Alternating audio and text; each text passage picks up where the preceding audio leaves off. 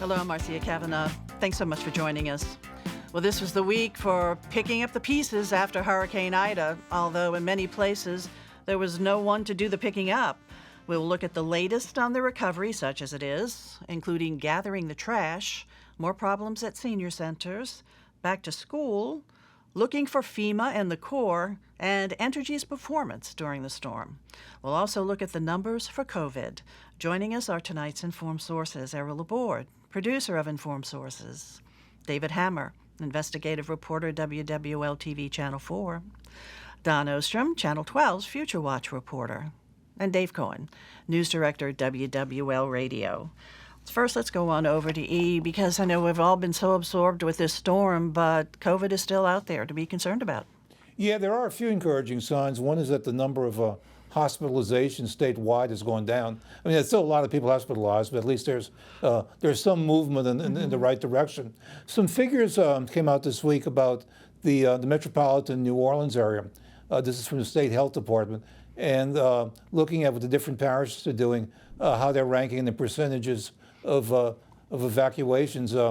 Surprisingly, well, not surprisingly, but Orleans Parish ranks first in completed vaccinations. Yeah. 57%. Jefferson Parish, 54%. All the rest are below 50%. And this is in alphabetical order. It just works out that way. But Tangipahoa and Washington Parish are at the other end. Now, you got to say, some of these parishes, particularly St. Charles, actually that St. Charles has 47% is almost impressive considering all that they've been through in the last few weeks. Yeah. But overall, for the 10 parish metro area, it's 50% that have gotten the shots. So we still have a way to go. You know, on the one hand, Orleans Parish, 57% is pretty impressive. On the other hand, that means 43% that still haven't. And so the effort continues, and you can't say it's because people didn't have an opportunity.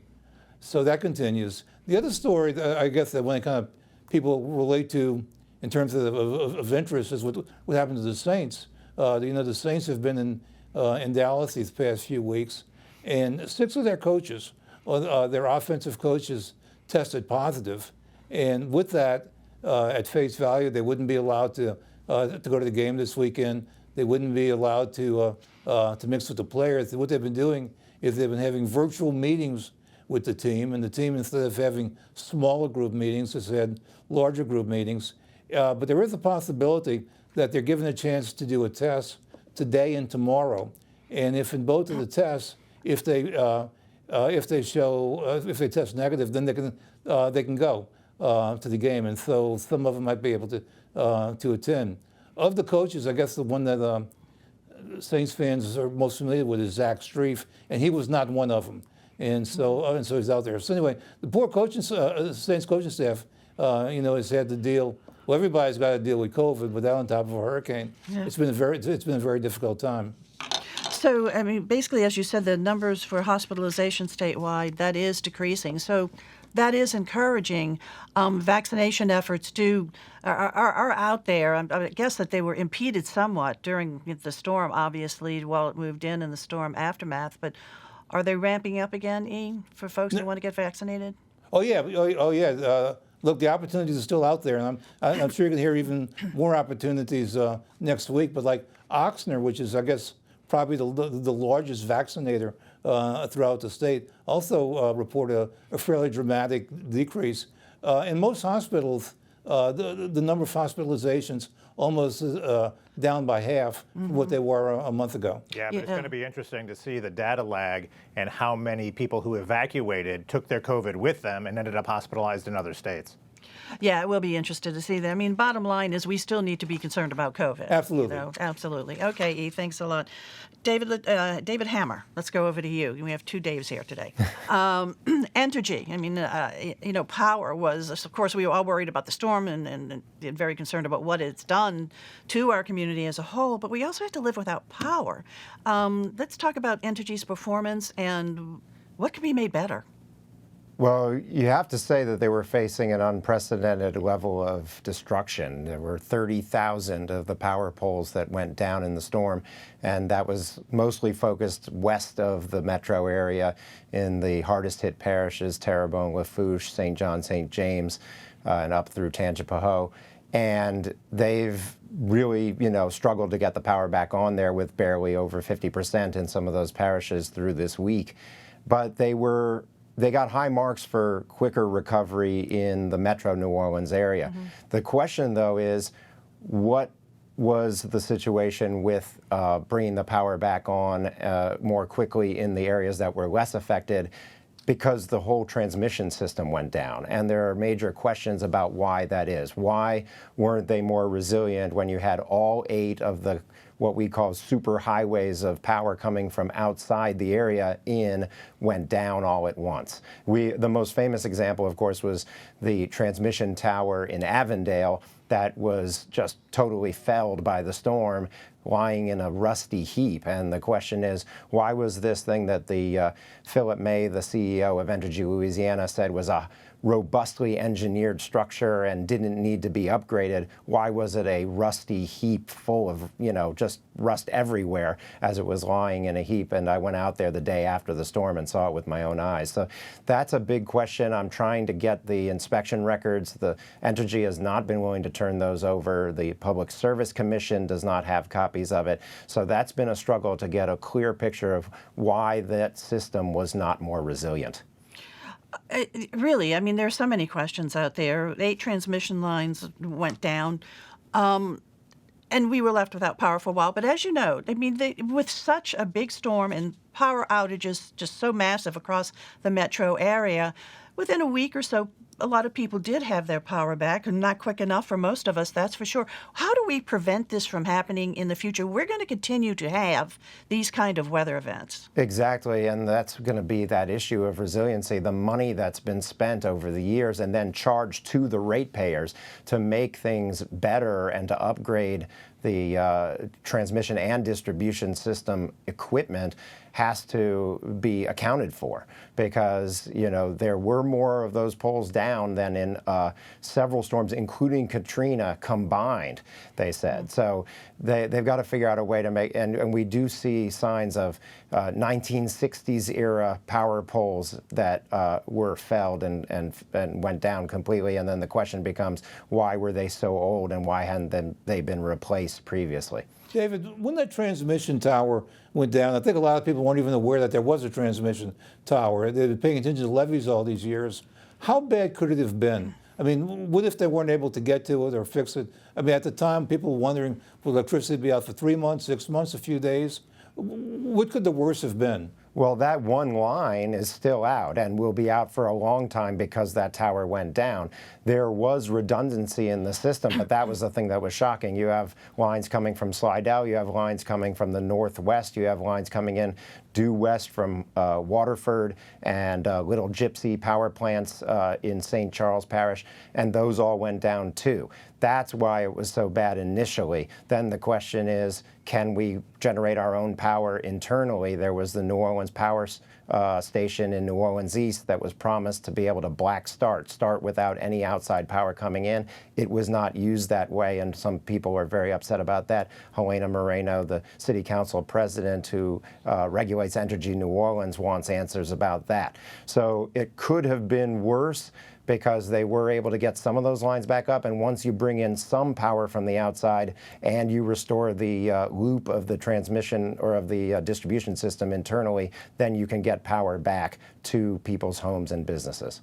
Okay, so we've just lived through this. Now we need to look ahead. And as we know, we're going to continue having these kind of weather events.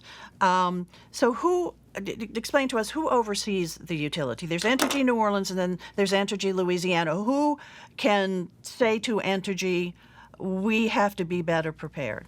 Well, the vast majority of this area is covered by Entergy Louisiana, and they're regulated by the Louisiana Public Service Commission. Those are elected by us, the voters. So the chairman of that board is promising to get answers, promising to find out more. And then separately, Entergy New Orleans is regulated by the New Orleans City Council. And like I said, Helena Moreno and other members of the New Orleans City Council say that they want to see if there's an alternative to using Entergy New Orleans and having a monopoly private company providing power, and whether we want to go back to a NOPSI type situation where there's a government-run power company. Okay, well, it'll be interesting to see how this all moves along, because it's a really, really important issue. I mean, it just brought us to a grinding halt. And the point about levees and how that was the result of Katrina, this is now about the power grid. That is what is coming out of Ida. And, of course, recognizing that this was really a severe storm, but this is not a one-off, unfortunately. We're going to be facing this down the line. All right. Thanks a lot, David. David Cohen now. Dave Cohen. Garbage collection is another big issue. I mean, it was a big issue in the city of New Orleans even before Ida hit. But now in the metro area, we're seeing garbage pile up. And it's not just the metro area. It's from Marigny to Mandeville, from Ponchatoula to Plaquemines Parish. Doesn't matter where you go. The first question is, they picked up your trash yet? Because everybody's got these rotting, stinking, festering bags of their fridge and freezer contents that no one is picking up. Maybe they've had their cans emptied, depending on where they live, but the bags sitting on the ground, those have been neglected. Now, several parishes and municipalities have found ways to get some of that picked up, either by their existing contractors or they've found opportunities with other contractors for some help. But there's a nationwide shortage right now of not only trash collectors because of the pandemic and the way it changed the whole employment picture in this country, but there's a real shortage of people with CDL, certified driver's licenses, that allow them to operate trucks. There's a shortage of garbage truck drivers, delivery truck drivers, bus drivers, anything that requires a CDL. There's not enough people to do it because so many retired during the pandemic or found other lines of work during the pandemic because they weren't needed during the pandemic, and now there's just not enough of them. So the bottom line is, every city, every parish has money from the federal government right now, and they've put out calls and contracts for bids. And they're just either getting no response at all or responses that are just ridiculous, that there's no way that could be afforded. So today we saw the city of New Orleans decide, hey, the crews that pick up after Mardi Gras parades, let's send them out there with city trucks and city employees, employees from RTA, employees from Sewage and Water Board to go pick up the trash.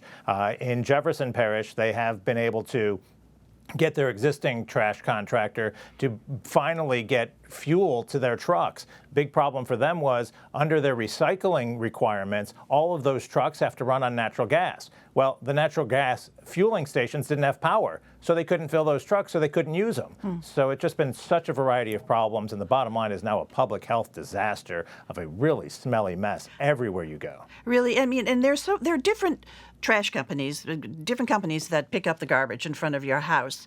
Were there some companies that are having more problems than others? Oh, absolutely. And I mean, everybody knows that Metro Collection could not find enough workers and could not get their act together before the storm in about half of New Orleans. IV Waste, Sidney Torres' company, was able to supplement them and help them out in getting some of that collection done. Likewise, Richards was supplemented by Ramelli, a company out of Kenner, to come in and help in the city and pick up that waste. So there has been some success stories in this where companies have had enough drivers and enough collectors that they can help out other companies. But by and large, you look up in some of the New England areas now, they have National Guard driving buses, school buses, because they can't find enough drivers. So there's just, it's a huge problem nationwide, and it became much more of a problem here because you only have 25% of the workforce right now, and you've got at least 3 times the amount of trash. And of course we have garbage, trash, but we also have the limbs, the tree limbs, all of that needs to be picked up too. That's separate, and those contracts have been pretty successful thus far in just about every parish and every city. They are on the move, and they are picking that stuff up. Now, you have to understand how it works, though. Those huge trucks with the big claws that pick up all the green waste, the trees and the limbs and that, they come around first, and they pick up all of that stuff. They're not supposed to nor allowed to pick up the construction debris or the demolition debris or any of your electronics or anything like that. They don't mix the two.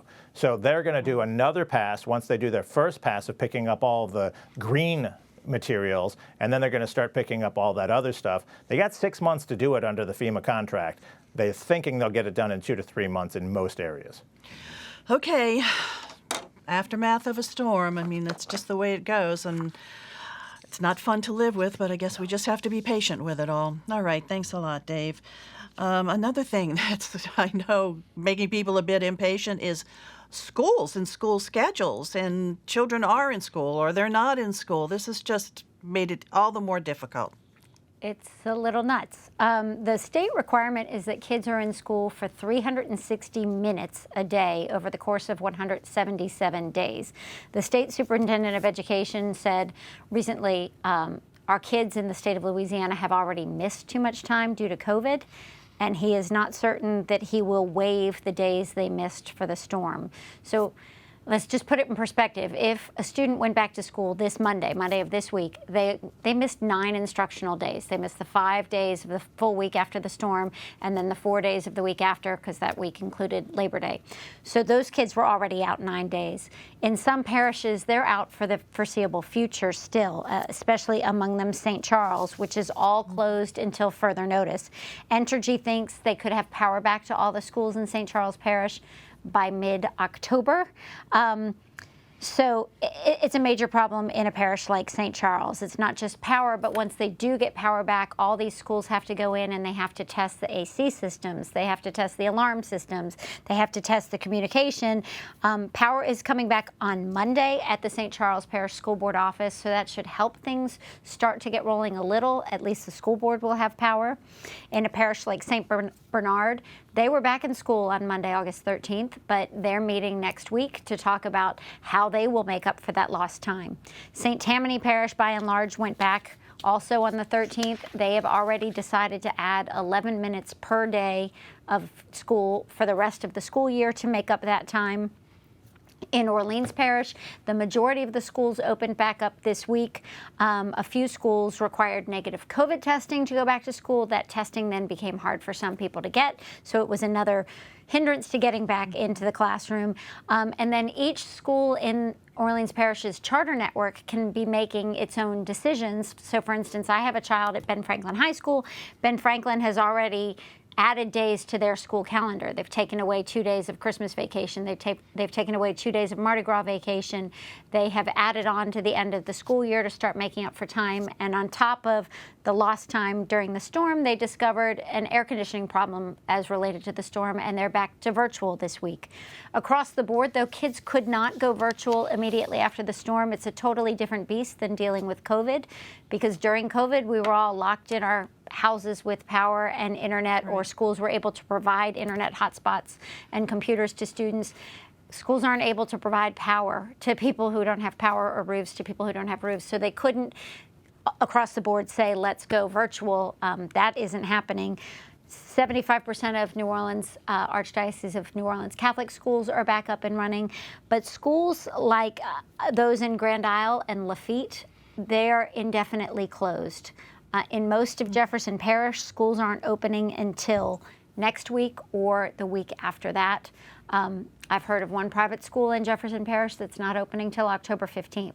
So you've got parents scrambling in some cases to register their children elsewhere. There's federal law that allows you to register in another district during a disaster like this, but it's a mess. And these kids were already behind. Right. Testing showed they were already well behind because of COVID, and this interruption is not certainly going to help them. Yeah, it just increases the challenges facing educators right now, and parents, and our students who deserve the best. All right, thanks a lot, Dawn. Let's go back over to Dvid Hammer right now, and we were just hearing horror stories about senior living centers and then, of course, nursing homes. So first, just do a distinguishing between the two, nursing home and a senior independent living center. Right. Well, this is important because we've heard about the horror stories with the nursing homes that were owned by Bob Dean, and the warehouse and people dying in there, and the health department coming in. But nursing homes are regulated in a way that senior living centers are not. These are senior living apartments, independent living, and they're not regulated really at all, although many of them get federal money through HUD. So HUD has guidance for what they should do during a disaster with their population, but they don't have any requirements. And that's where things really got into trouble, because there were 5 deaths in some of these senior living apartments in the city of New Orleans alone. I think it was 12 in the region, and 5 deaths in New Orleans were in the Flint Goodrich, Nazareth Inn, Christopher Inn, and Annunciation Inn, 2 of them in the Flint Goodrich apartments. So this was a real concern for leaders here. What can we do to try to provide some regulations, with backup generators, or at least a disaster plan being turned in, because the health department kind of lost track of these folks and didn't start going in there to evacuate them until after they heard about the deaths. David, we hear these stories about in these senior living centers, these independent living centers, that there was no management there, that they were not required to be there during a disaster or an emergency. Right, because again, there's no requirements for a disaster plan. And so that's what the city council is looking at stepping in on, even though this is not really their oversight. Technically, it was the health department who ended up stepping in, the city health department, who said everybody's got to go. And I talked to a resident in one of those homes, the St. Michael Senior Housing on Tulane Avenue, who said, we were there in this extreme heat for a full week before anybody showed up. And then I'm walking back from charging my phone at Finn McCool's down the street, and the police are there and they say, on the bus, everybody out. And I didn't even get a chance to go back up to my apartment. Then we were sent for another week up to Shreveport. And some of these folks don't have anybody. They're, there because they are low income and they need help. And that's the question is, are these most vulnerable citizens, seniors, going to be taken care of? And are there going to be rules for the owners of these complexes to take care of them? And so many of these places are multi-story, and you have individuals who maybe are wheelchair bound, or otherwise they can't walk downstairs when the power goes out and the elevators don't work. Exactly. These are they get multifamily housing funds from HUD, and some of them are high rises. And of course, with no power for a week, this gentleman was talking about how, there's no elevator. So all these seniors are trying to figure out ways to get up and down from their apartments, where all they can do is open the windows in 100-degree heat. Sounds like it's definitely something that needs to be looked at closely. All right, David, thanks a lot. Okay, Dave Cohen, back over to you. We're going to wrap up our discussion. FEMA and the U.S. Army Corps of Engineers, blue roofs. There's a lot of frustration with the federal government, particularly right now in the hardest hit areas where the eye wall came ashore and obliterated just about everything. In the lower coastal parishes, we're hearing about some very strong language and raised voices and discussions between parish presidents and FEMA and the Army Corps of Engineers. Just today, in fact, in Lafourche Parish, the president released a video of him on the phone with FEMA, all but demanding that they bring all of these trailers they have sitting in Alexandria, Louisiana down. But FEMA says they have nowhere to put them. They don't know where to put them. They're trying to work through that. And there's all this bureaucracy involved. He said, just bring them. We'll find a place to put them. Just bring them, because their people have nowhere to live. They're living in homes that are partially collapsed or have absolutely no roofs, or they're living hours away because they can't live in their own communities and start to rebuild their lives. So there's a lot of concern on the local level about the feds not moving fast enough in providing housing in the communities where Ida did the most damage. Likewise, with the U.S. Army Corps of Engineers and their Blue Roof program, they've had over 55,000 requests for blue roofs. And as of yesterday, they had only installed 1,000 of them. Wow. And people are saying, wait a minute, these people have literally no roof over their head. And then Tropical Storm Nicholas comes into the state as a tropical depression after being a hurricane at landfall in Texas, and starts dumping all this rain. And it's like, well, these people have no roof over their head, literally. And so everything gets wet all over again, and they can't live there. And so it's a tense situation between the local leaders and the federal government. So the Corps actually goes there and installs the tarps, the blue roofs? They have contractors that they have deals with that come in and use the materials that they prescribe and the methods they prescribe. These blue roofs are not like the tarps you see flapping in the wind that someone crawled up on their roof and tried to nail down themselves. These are composite materials that can withstand another hurricane, that are installed in a way thus that they will literally cover the entire house, so no rain rainwater can get in, even if you have no roof, no shingles left at all. And it's just, the questions have been, why is it taking so long? And the excuses from the federal government involve a lack of labor, difficulty getting programs up and running, such a large scale of damage across the region, and leaving the question, so, well, come on, we've seen over the last 5 years at least one major hurricane make landfall on the Gulf Coast every year for the last 5 years. How can you now not be ready for this to happen every year? And more organization there. So the blue roofs are free, right? They Do you do this, or do you arrange this through FEMA? No, it's through the U.S. Army Corps of Engineers, and you can either do it online through an app or over the phone.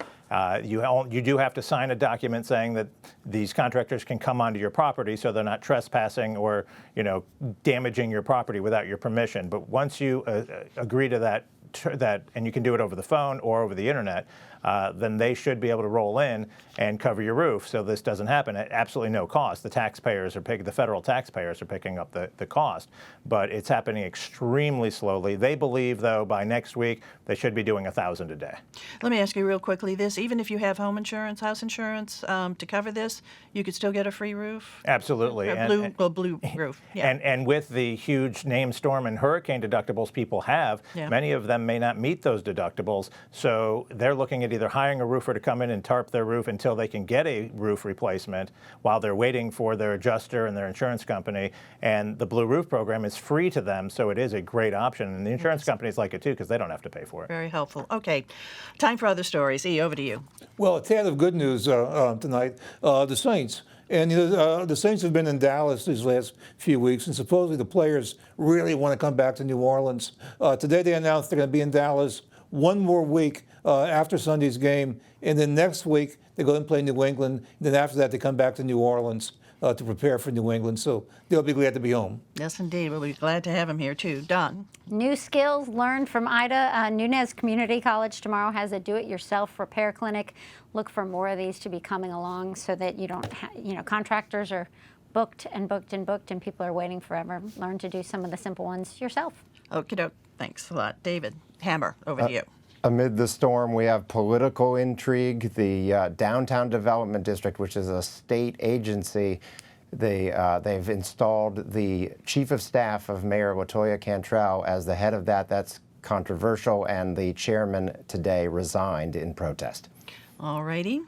Dave Cohen, over to you. A big legal battle is going to be shaping up. The city of New Orleans just this afternoon sent out an alert that says you cannot be evicted from your home or apartment that you rent because of storm damage. We know that several owners of single family houses and some big apartment buildings have told everyone they have to get out because it's not safe for them to be there. The concern is that people may be using this as a way to get around the eviction moratorium, and they're kicking people out to try and finally get them removed. It's going to be a big fight between tenants and landlords to see who wins this legal battle. All righty. All right, guys. Thanks so much for being here. Thank you all for joining us, too. And we'll see you again next week for Informed Sources. Have a good evening. See you guys.